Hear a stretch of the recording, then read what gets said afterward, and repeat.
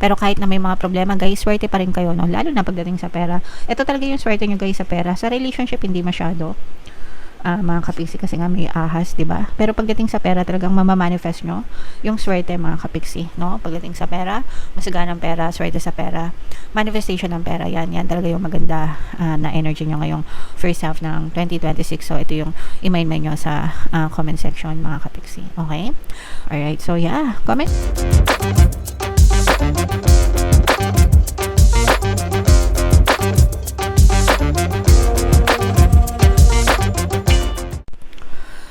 Hello guys, hello Aquarius, welcome back to Pinoy Pixie Tarot. Ang pamagat ng ating episode for tonight is first half ngayong 2026. So ito ay from January to June mga kapiksi. So yung first 6 months guys. So unahin natin tong deck na to. Ito yung mga angel messages para sa inyo, mga paparating sa inyo guys, no? Ngayong taon. So, una, ito maganda ibig sabihin nito guys, kasi ibig sabihin nito, madali mong makukuha yung mga resources or yung mga pangangailangan mo ngayong taon, ngayong first half ng 2026. Hindi ka masyadong mahihirapan when it comes to resources. Pag sinabi resources, pangangailangan guys, no? So, you don't need to worry or hindi ka masyado magwo-worry mga kapiksi. And ito din ay nag-advise din sa inyo na kung kayo ay gumagamit ng modern technology mga kapiksi, especially yung internet, SOCMED or kahit anong klaseng digital platform guys, no? May chance na mas umunlad and mas umasenso kayo guys ngayong 2026. Kung kayo ay nakikipagsapalaran na guys, no, let's say baka sinimulan nyo na gamitin yung technology mga kapiksi para sa business nyo or sa negosyo nyo or kung ano man yung source of income guys, by first half ng 2026 doon nyo na makikita yung progress, yung parang smooth transition, yung kumbaga paurong ka na, paabante ka na. So, ituloy-tuloy mo lang yan, guys, sa mga gumagamit ng modern technology, no? You are on the right track, mga kapiksi. Okay? And ito naman, guys, this is an advice or an indication na naka-move on na kayo, no? Nag-start na kayo mag-move on or nagsisimula ng mag-move on, guys, no? Yung iba sa inyo. Mas nagiging malaya na kayo, guys, and syempre kapag naka-move on na kayo, hindi na kayo nai-stuck, kaya nagkakaroon na kayo ng positive progress sa buhay nyo mga kapiksi. Okay, minsan kasi yun lang naman talaga yung pumipigil sa atin or yung nagiging dahilan kaya hindi tayo nagpa-progress kasi na-stuck pa tayo sa past guys. So yung iba sa inyo guys, magsisimula na kayong maka-move on mga kapiksi. Ito naman guys, ito yung reminder na pagtuunan ng pansin yung inyong mga kalusugan mga kapiksi, no? Kasi baka masobrahan kayo sa trabaho, ma-burnout din kayo, and maaaring ma-compromise naman yung inyong kalusugan. Baka nade-deprive na kayo sa tulog, ibig sabihin baka palagi kayong puyat, kulang kayo sa pahinga. So kahit na pinagtutuunan nyo ng pansin yung inyong paghahanap buhay or negosyo, kailangan tutuunan nyo rin ng halaga yung inyong kalusugan, pagpapahinga mga kapiksi. Alright? Okay. So, yan ang mga angel messages. Ito naman guys, silipin naman natin yung mga sitwasyon nyo sa inyong love life ngayong first half ng 2026. Kung ano lang yung makaresonate guys, take that message. So, ito, for some of you guys, no, if in a relationship kayo mga kapiksi, pwedeng hindi masyadong committed yung person nyo or hindi kayo committed dun sa person nyo mga kapiksi.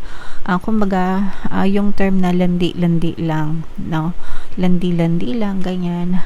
Pwedeng yung iba sa inyo, nasa situationship kayo pero hindi formal. So, walang exclusivity, walang label. Yung iba sa inyo. So, pwedeng mapasok kayo sa mga ganun sitwasyon or pwedeng currently ganun yung mga sitwasyon nyo. Pero, sa ganitong sitwasyon, guys, nakikita natin na walang commitment, no? Kasi nga, walang label. So, medyo mahirap yung ganyang sitwasyon. Syempre, nag-i-invest kayo sa emosyon, nag-i-invest kayo ng effort, ng time, pero walang kasiguruhan. Actually, guys, kahit naman mga mag-asawa nga, naghihiwalay pa, diba? So, anyway, basta kung saan kayo masaya, bahala kayo dun, guys. Another message, Aquarius. Ito, guys, no, may aahas sa relasyon nyo, mga kapiksi, or may umaahas sa mga partner nyo or specific person. So, ito yung mga third party na mga kabit, mga kapiksi. So, if ever man na meron kayong mga third party sa relationship nyo, meron tayong mga subliminals, pampawala ng third party, pampawala ng balakid, pampaloyal, para ikaw ang piliin. So, yung 4 na subliminals na yan, guys, yan yung ginawa kong subliminal na magandang i-combo-combo kapag kayo ay merong third party situationship. Or, pwede rin kayo mag-avail ng course ko, paano mawala ang third party at magkaroon ng harmonious na relationship. Kung gusto nyo lang naman, guys, okay? And additional, ito naman, guys, maaring karmic din yung relationship nyo. Pag karmic, guys, no, yung relationship, ibig sabihin marami, mag-partner na kayo sa past life nyo, whether naniniwala kayo or hindi. Okay? Your souls have been reincarnated, mga kapigsi, and yung mga negative na situation in the past na uulit sa lifetime na to. Para matuto ulit kayo ng leksyon or para parusahan kayo or yung person nyo, mga kapiksi. Kaya pagdating sa karmic relationship, talagang maraming pag-aaway, maraming gulo, and para maputol yung karmic na yon, kailangan ng forgiveness. Kasi kapag walang forgiveness, guys, mauulit yan sa next na lifetime nyo. Ibig sabihin, kapag nag-meet ulit yung souls nyo sa next lifetime, magdudusa ulit kayo together. Okay? Yun yung ibig sabihin ng karmic na relationship, mga kapiksi. So, comment down below, Aquarius, if feeling nyo naka-resonate kayo or hindi. Shuffle natin na, guys. Hanapin natin yung energy ng Aquarius. Habang sinashuffle ko to, panoorin nyo muna yung video natin regarding sa ating paano mag-manifest ng abundance video course. Kapiksi, sawa ka na ba sa mga struggles at hirap sa buhay mo?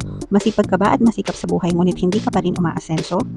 Ilang beses ka na bang nag-attempt mag-negosyo at mag-invest pero palagi ka pa rin nalulugi? Sa pagkakataon na ito ay maaaring may subconscious beliefs ka na nagiging balakid sa iyong pag-unlad at pagyaman. Introducing, paano mag-manifest ng abundance video course. Dito ay matututunan mong ma-overcome ang mga balakid mo para tuluyan ka ng umunlad, umasenso, sumagana, maging matagumpay, successful at maswerte sa iyong kabuhayan, pera, trabaho, negosyo sa lapi at kaperahan ng bonggang-bongga. Dali, mag-send na ng email sa pinoypixie@gmail.com at simulan na ang iyong pagyaman ngayon. Alright, so sa lahat ng gusto mag-avail ng course, guys, mayroon tayong paano mag-manifest ng abundance video course, paano mawala ang third party at magkaroon ng harmonious na relationship, paano pabalikin si ex or vice breakup. Sa mga interesado, guys, mag-send lang kayo ng email sa pinoypixie@gmail.com. And sa mga naghahanap, guys, ng pampaswerte na lucky charms or lucky bracelet, aventurine, tsaka sa trinyo, recommended ko ito yung sample, guys. May makikita kayong mga link sa description box. So, Aquarius, kayo ay represent ng King of Swords sa ating spread. This is both positive and negative. Una, guys, yung nakikita natin sa negative. Although, ito, nakikita natin na meron pa kayong mga attachment sa nakaraan. Pero, unti-unti, makakalaya kayo dito, mga kapiksi. And magkakaroon din kayo ng peace of mind, no? Hindi naman ito biglaan. Kasi nga, lumabas na itong energy na to. So, ito yung nagre-represent ng pagka-stuck nyo in the past, mga kapiksi. Okay, pero sabi ko nga, guys, no, ngayong 2026 or first half ng 2026, unti-unti kayo makaka-move on dito sa mga pagkakastuck na to, and unti-unti magkakaroon ng progress sa buhay nyo, and unti-unti rin kayong magkakaroon ng peace of mind, mga kapiksi. Okay? Right? So, wag madiliin, guys, kasi lalo na kung may mga emotional pain pa, diba? Minsan may mga trauma, okay lang yun, guys. Hindi naman minamadali yung mga bagay-bagay. As long as you take one step at a time, mga kapiksi, ibig sabihin talagang nagsisikap ka, nagpupursige ka na makamove on, and i-boost mo lang yung attention mo sa sarili nyo, magiging ma-okay din kayo, guys. Okay?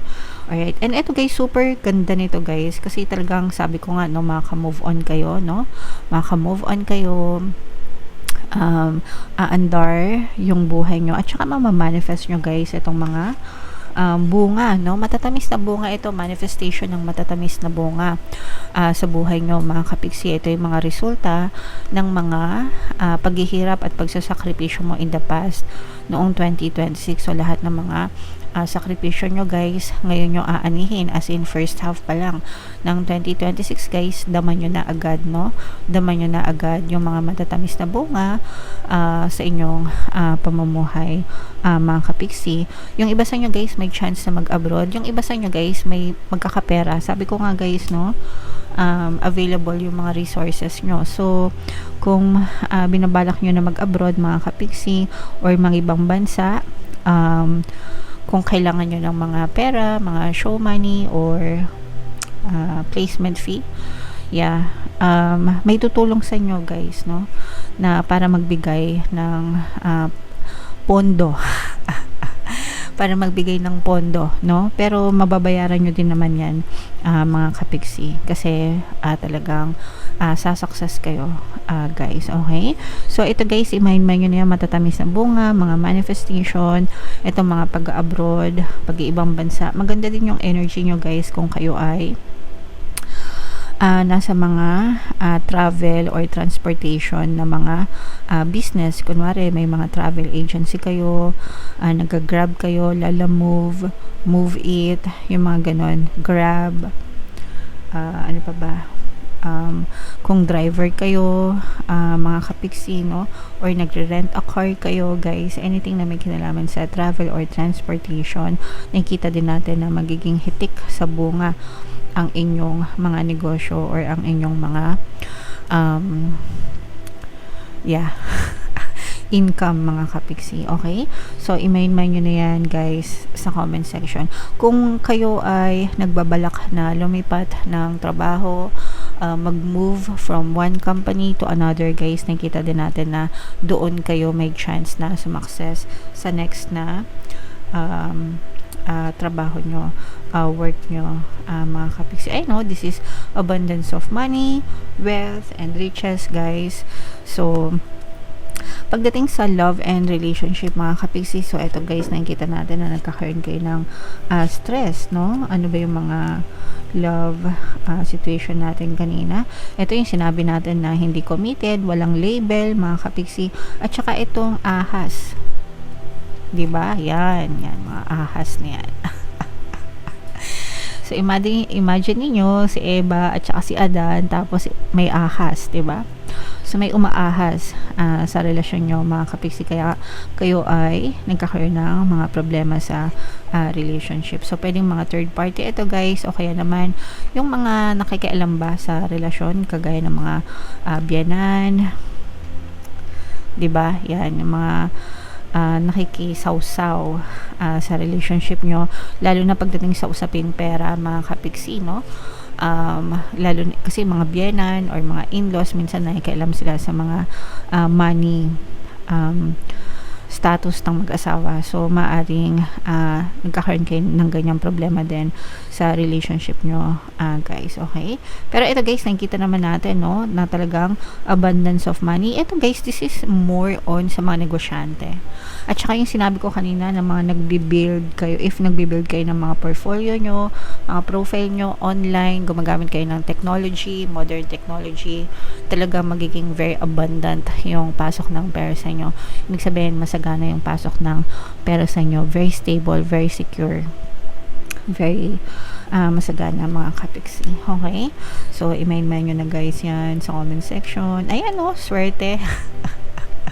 Grabe naman sa puro ayan, no, kasi sobrang ganda talaga ng mga energy nyo, mga kapiksi. So bago natin ito basahin, no, unahin muna natin ito.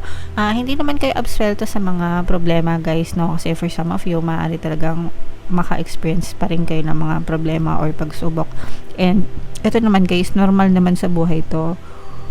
Wala namang buhay na perfect, mga kapiksi. Kay mayaman tayo, kay mahirap tayo, even yung mga mayayaman na tao, even yung mga successful na tao guys, nagkakaroon din yan ng mga problema, hindi lang natin alam. Pero syempre magkakaiba tayo ng klase ng problema, di ba?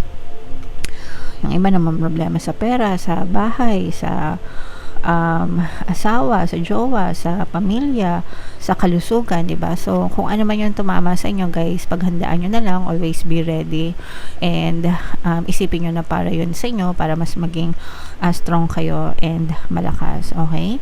Pero kahit na may mga problema, guys, swerte pa rin kayo, no? Lalo na pagdating sa pera. Ito talaga yung swerte nyo, guys, sa pera. Sa relationship, hindi masyado, mga kapiksi, kasi nga may ahas, 'di ba? Pero pagdating sa pera, talagang mamamanifest nyo yung swerte, mga kapiksi, no? Pagdating sa pera, masaganang pera, swerte sa pera, manifestation ng pera, yan talaga yung maganda na energy nyo ngayong first half ng 2026. So ito yung i-mind nyo sa comment section, mga kapiksi, okay? Alright, so yeah, comment down below, Aquarius, if feeling nyo nakaresonate kayo dyan, lahat ng mga magaganda dito, guys, i-mind nyo na sa comment section. Ito yung ating 2026 kapalaran, guys. Ito naman yung ating success stories ng paano mag-manifest ng abundance video course. Click here to subscribe, guys. Thank you for liking, sharing, and subscribing. See you next time. I love you all. Have a nice day. Bye-bye.